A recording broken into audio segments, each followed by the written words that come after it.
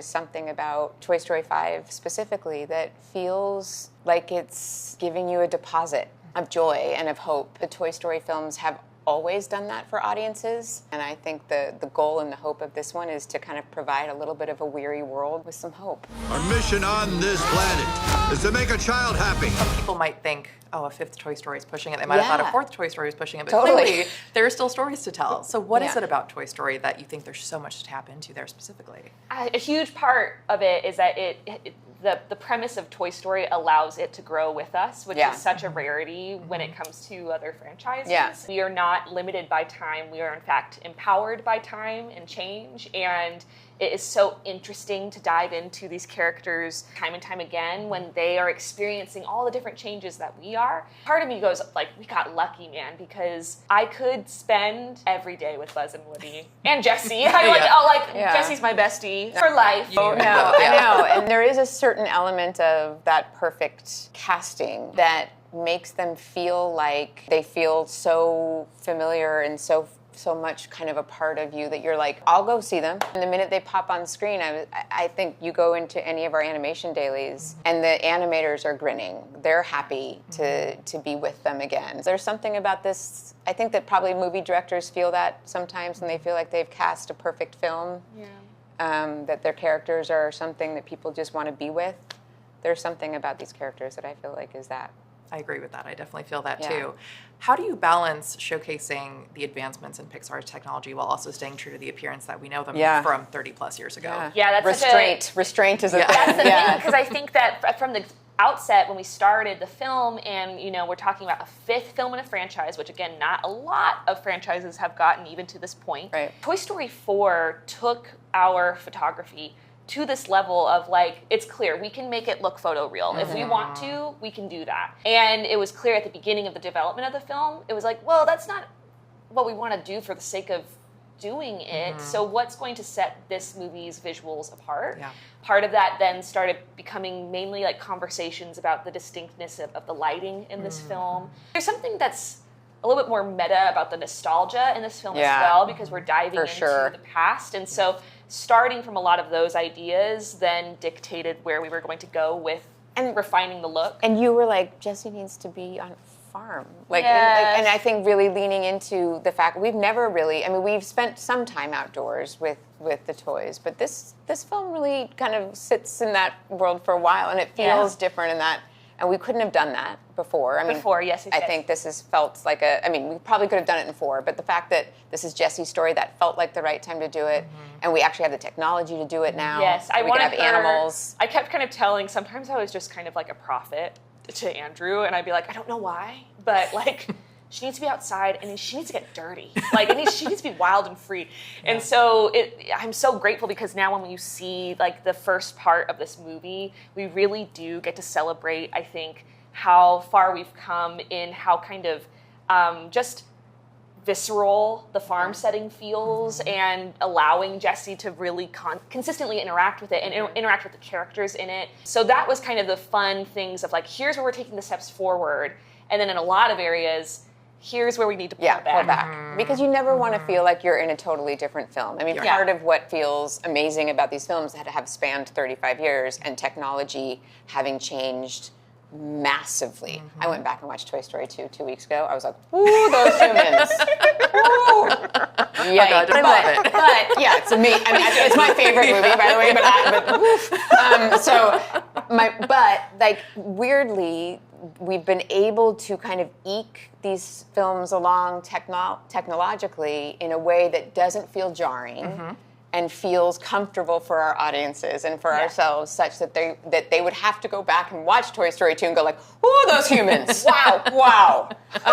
Because hopefully you're so absorbed in the story, you're not really paying attention to all that. But we do show restraint on that. Like, we don't want to all of a sudden feel like we've jumped so far ahead technologically that these don't even feel like the same characters anymore, the same world. So I think there's a lot of restraint in it as well. My favorite part about watching Toy Story 2 is seeing that no one lives in that city. They're like going around the city all the time and driving every. Well, I'm just saying, there's no one there. It's the apocalypse. Yeah. That's a side story. That's a fan theory. That's a fan theory. They're like, it's the apocalypse. Have you ever noticed that Andy's family lives apparently in an empty city? I think that sounds like grounds for Toy Story 6. Yeah, exactly. Keep that in mind for the next Exactly. one. I cover tech for a living, and this movie is so pertinent because of the way that technology is kind of, I think taking over our lives is a strong phrase, but it's prominent. Embedded. Yes, it's embedded, Yes. exactly.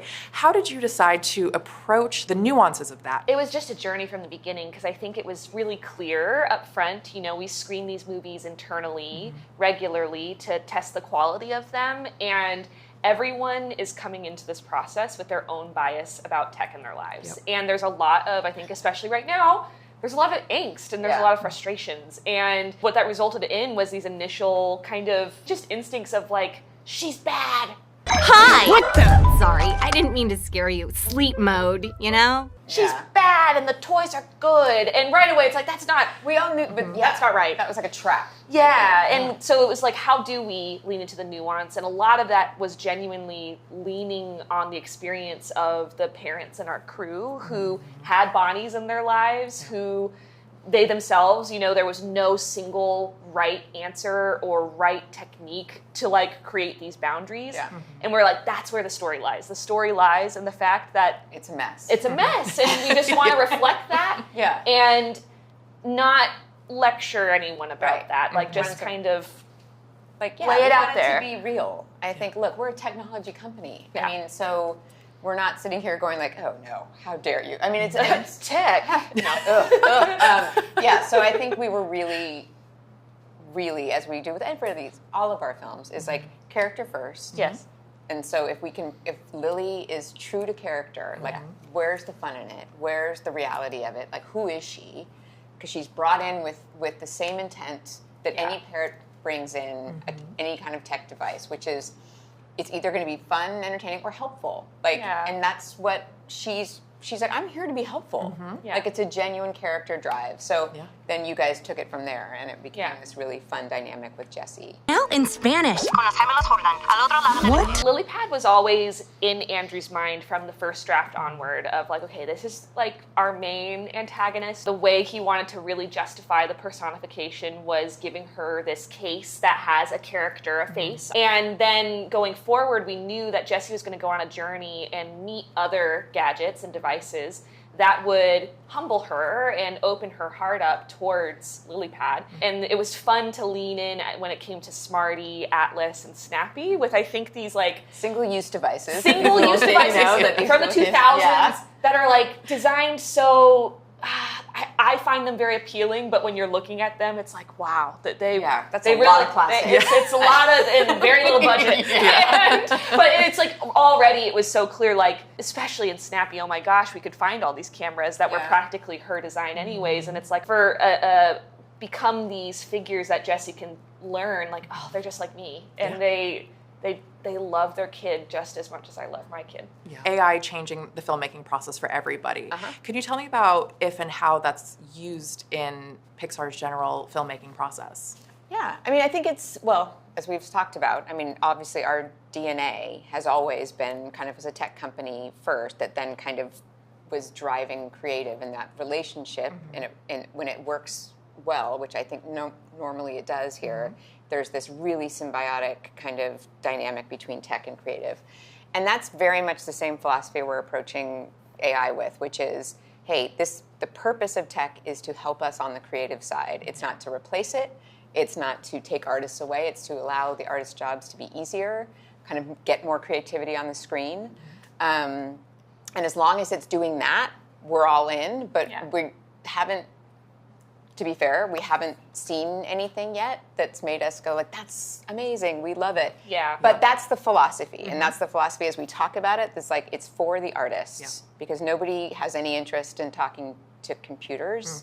We work here. We're the last studio that has everybody in this building working together to make these films. It's the thing that we are the most proud of. Yeah. And it's the thing that under no circumstances would we ever change. It's why we are all here. Yeah, this film is the wonderful product of a crew that was all directly prompted, you know, like it was our humans who kind of made this wonderful thing. And again, like you said, I think it's Toy Story 5 just interestingly talks about this handshake that we can have of like which we've done. We need both through all of our 40 years now. Yeah. It's been a handshake, and I think that's the philosophy we're trying to be open and approach everything with. But it's very much rooted in the creative. There was a time in Pixar's technology where there were things that you couldn't necessarily do, and so there were compromises that were made. For sure. Are those days over?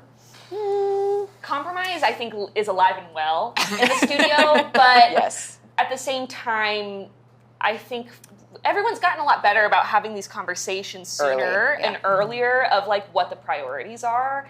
And so long as you can kind of time those things right, in theory, I think there is a lot that can be done, and the impossible becomes possible. Like with Blaze's hair, with our playtime sequences, that was something that Andrew had the foresight very early on of like, y'all, we need to put a squad together who will handle this and hold it throughout the entirety of the production, because it is going to be all brand new, and we're not going to know what to do in those initial weeks of development. And then, on the other side, you're like, whoa, how do we do that? Yeah. Somehow developed that thing. I mean, I think like the conversations are more around a really honest conversation around, okay, this is how much this is going to cost. This is what it's going to look like. Is this where you want to spend the money? Right. And usually there's a really good back and forth there, which is like, oh, it's that's hard? No, I don't actually want to do that. Yeah. Or, actually, I know it's going to be hard. I know it's really expensive. I know like 50 Buzz Lightyears on 50 horses is not a cheap scene, but it's important to the film. We're excited about it, and it's worth every penny, so let's do it. So I think those are more the kind of conversations that I think increasingly are happening. Yeah.